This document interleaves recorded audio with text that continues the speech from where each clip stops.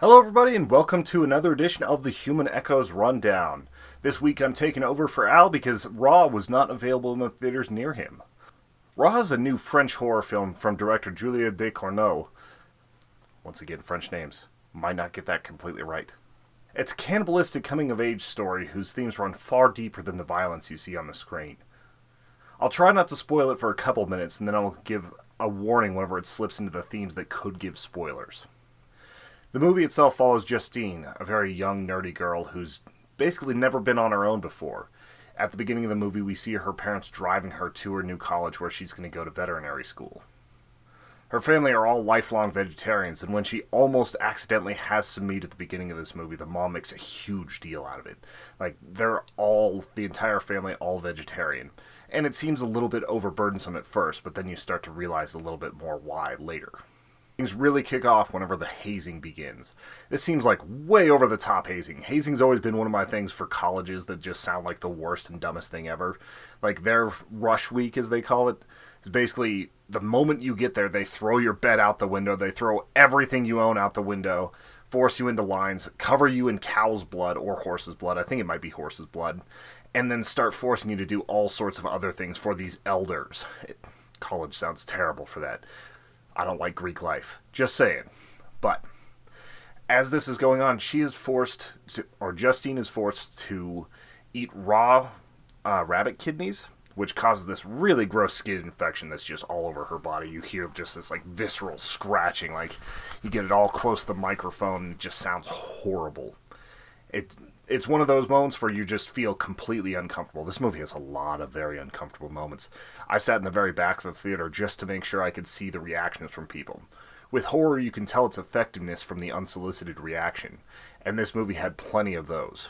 There are moments where she's coughing up like just strands of hair and pulling it out, and you could see everybody in the theater kind of cringing up in their seats. Like, this movie has a lot of good stuff with that. But anyway, back to what's going on with this. Once she has that kidney, it kind of awakens something inside of her. Like, it brings out this desire for flesh that she hasn't really experienced or knows how to cope with. And with that, she starts eating meat, like, on the DL. She starts stealing, like, a hamburger patty. She starts, she's in her kitchen eating just raw chicken, just tearing at it, saying that she's eating cereal when her roommate walks in. It's a very grisly type movie for a lot of these types of scenes. But whenever it goes a little bit further, an unfortunate accident that happens, of all things, while she's getting a bikini wax, leads to her having access to her first human flesh. And whenever she takes a bite of that, it opens up something completely ravenous inside of her that she can't control. Now, I don't want to get too far into spoilers for this because there are a lot of really interesting themes here. If you like a horror movie that's more intelligent than just the base level slasher than a lot of these other movies that come out, this is definitely one to take a look at. I would recommend it for that. If you have a weak stomach, don't see this movie. Really. Or just see it on an empty stomach, because this is a rough movie. At the Toronto Film Festival and Cannes, there were talks that people were fainting. There were talks that a lot of people were actually throwing up afterwards. It didn't quite hit me as hard as some of those. I was definitely squirming a bit, but I could see somebody who's not used to this type of film really not being able to handle it well. So, anyway, I'm going to get into some themes that are a little bit spoilery. So, if you want to see this movie untouched, I'm sure it'll be on VOD before too much longer. It's only at 45 theaters in the US right now, so it's harder to access. But tune out now if you don't want to be spoiled to anything. I'm still not going to reveal huge ending things, but there are going to be some things that are spoilery. I guess before I go into any of the themes, I want to say the cinematography in this movie was dead on. Like, there are times where you needed to feel claustrophobic. There are times where you wanted to feel visceral. There are times where you've got to get up close and just watch these girls do an awesome performance. Like, it's very well done, especially because this director's only 33 years old. This is one of her first major films, and it's really incredible what she was able to pull off. Alright, on to the themes. The idea of cannibalism might be literal on screen, but it's covering a lot more than that. It's talking about sibling rivalry, the way they're tearing each other apart, especially because Alexa feels like she has always been the second one, despite being the older child. She's like, Justine is the favorite. and that's always eating at her. It creates this vitriolic relationship where sometimes they're super close and they're having fun, and then other times she's like just shoving her sister out of her apartment, screaming at her, and just causing a lot of tension between the two. More than this, it also seems to be talking about like desires of the flesh, like actual sexuality. In this movie, we see Justine go from being that nebbish, very shy girl to just having raw desires in which she pursues. She seduces her gay roommate, which kind of feels like a forbidden fruit type thing, something that she can't have, but she really desires.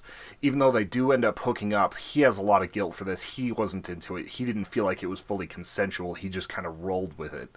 And it leads to a lot of tension between them later.